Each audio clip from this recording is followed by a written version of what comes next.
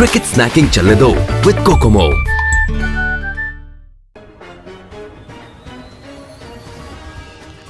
آج مورخہ 19 مارچ 2025 کو Pakistan film industry کے ستون شہنشاہ جذبات مرحوم سید محمد علی کی برسی کو ان کے مداح نہایت عقیدت و احترام سے منا رہے ہیں۔ فلم سٹار سید محمد علی کو ٹریبیوٹ پیش کرتے ہوئے ان کی فلم بن بادل برسات کی کہانی ہمارے بیورو چیف حیدرآباد محمد ہاشم لاشاری کچھ اس طرح پیش کرتے ہیں، آئیے سنتے ہیں۔ دوستو، آج 19 مارچ ہے اور عظیم اداکار محمد علی کی 19ویں برسی ہے۔ اسی مناسبت سے آج علی بھائی کی یادگار فلم بن بادل برسات کا ریویو پیش کر رہے ہیں۔ زینت بیگم ہمارے ملک کی سینئر اداکارہ تھیں جنہوں نے سینکڑوں فلموں میں کام کیا تھا۔ چونکہ وہ ابتدا سے فروغی کا جانب مائل تھیں، لہٰذا ہیروئن تو وہ بن نہ سکیں، مگر پرانی فلم سوسائٹی میں سیکنڈ ہیروئن کا رول ادا کیا تھا۔ بطور کریکٹر بہت ساری فلموں میں کام کیا، جن میں سنگدل اور ان کی یادگار فلم تھی۔ 1975 میں جب انہوں نے بطور ہدایت کار فلم ساز فلم بن بادل برسات کا اعلان کیا تو اس وقت کے مقبول ترین جوڑی علی زیب کو کاسٹ کیا، کیونکہ فلم میں ایک کردار جج کا تھا اور دوسرا کردار ایک غمزدہ ماں کا تھا۔ اس حوالے سے علی زیب 100% پرفیکٹ تھے۔ سائیڈ ہیروئن سنگیتا اور سائیڈ ہیرو اداکار شاہد، جبکہ لہری کو معاشرے کے علامتی کردار میں معاشرے کے نام سے پیش کیا گیا، جس میں لہری نے معاشرے کی بہترین صورتحال پیش کی۔ انہوں نے مالا بیگم کی بہن شمیم ناظری کے بطور موسیقار پیش کیا۔ زینت بیگم نے فلم میں پس پردہ موسیقی کی صدا بندی شمیم ناظری کے بجائے ایورنیو اسٹوڈیو میں کرائی تھی۔ بحیثیت فلم ساز و ہدایت کار زینت بیگم کے حوالے سے بن بادل برسات ان کے نام کو زندہ رکھنے کے لیے کافی ہے، جس میں زینت بیگم نے غلام فرید صابری اور مقبول صابری کی قوال کی بھر دے جھولی میری یا محمد جیسی مقبول ترین قوالی بھی پیش کی تھی۔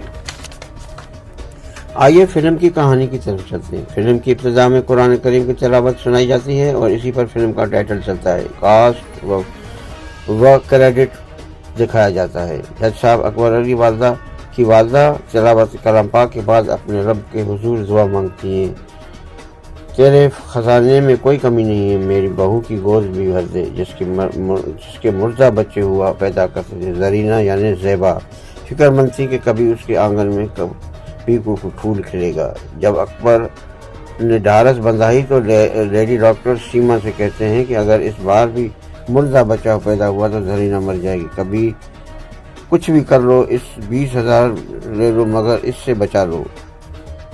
اس پر تمنا یہ سن کر لالچ میں آ جاتی ہے اور اتفاق سے اس بار زندہ بچہ پیدا ہوتا ہے اور ایک جج صاحب کو مبارکباد دیتی ہے، مگر تمنا چالاکی کا مظاہرہ کرتے ہوئے جج صاحب کی بتاتی ہے کہ اس بار بھی آپ کو مردہ بچہ پیدا ہو رہا ہے، مگر میں نے ایک طوائف کے بچے سے بدل دیا۔ اس طرح جج صاحب سے 20,000 روپے انعام حاصل کر لیتی ہے۔ جج صاحب زرینہ کی خاطر یہ زہر بھی پی لیتی، مگر اپنے اصل خون کو طوائف زدہ سمجھ کر محبت نہیں کرتے۔ بعد میں جب جج صاحب کو دوسرا بچہ ہوا ہونے کے بعد بچے کو یتیم خانے میں داخل کر دیا ہے۔ زرینہ بیٹے کی جدائی میں غمزدہ رہنے لگی اور انسان کا ہمیشہ یہ المیہ رہا ہے کہ جب اولاد نہیں ہوتی تو وہ اپنے لے پالک لے لیتی ہے اور جب وہ اپنی اولاد ہوتی ہے تو لے پالک کو اہمیت ختم ہو جاتی ہے۔ 6 سال گزرنے کے جاتے ہیں۔ یتیم خانے کی فنکشن میں جج صاحب بھی مدعو ہوتے ہیں۔ ان کا بیٹا انور یتیم بچوں کے ساتھ گانا گاتا ہے، نہ ماں کا پیار نہ ماں کا سایہ۔ ایک یتیم بچے کے سینے میں درد اٹھتا ہے۔ زرینہ انور کو اس کے علاج کے لیے پیسے دیتی ہے، جو بعد میں یتیم خانے کا منشی چھین لیتا ہے۔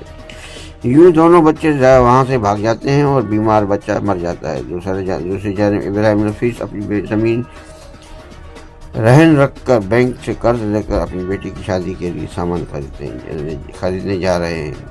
سنگیتا اس کی جیب کاٹ لیتی ہے اور روڈ پر ہی دوائی دیتے رہنے لگتا ہے۔ بچہ انور اسے دلاسا دیتا ہے اور سنگیتا کو یہ دیکھ کر پیسہ واپس کر دیتی ہے اور دعائیں بھی لیتی ہے اور انور کو اپنا بھائی بنا کر اپنے ساتھ لے جاتی ہے۔ سنگیتا بازار میں گیت گاتی ہے، چور چور چور مچایا میں نے شور، اور انور لوگوں کی جیبیں کاٹتا ہے۔ گانے کے بعد جج صاحب کورٹ سے باہر آتے ہیں اور ان کی ایک بھکارن پہ نظر پڑتی ہے جو بھیک مانگ رہی تھی۔ پھر جج صاحب کو اپنی پہچان کر انہیں یہ حقیقت بتاتی ہے کہ آپ کی ضرورت دیکھ کر میں نے لالچ میں آئی اور آپ کے خون سے جدا کر دیا، آپ کے خون کو جدا کر دیا، اور بچہ کسی طوائف کا نہیں ہو، آپ کا اپنا خون ہے۔ دراصل یہ بیکارن وہی نرس تھی جو اس حال کو پہنچ چکی تھی۔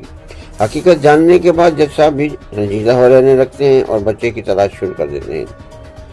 ادھر جگو دادا الیاس کشمیری جیل سے رہا ہو کر آتا ہے اور معاشرے کی بیٹی سنگیتا یہ نیت خراب کرتا ہے جب شاہد کو جو کہ شاہد کی محبت ہے۔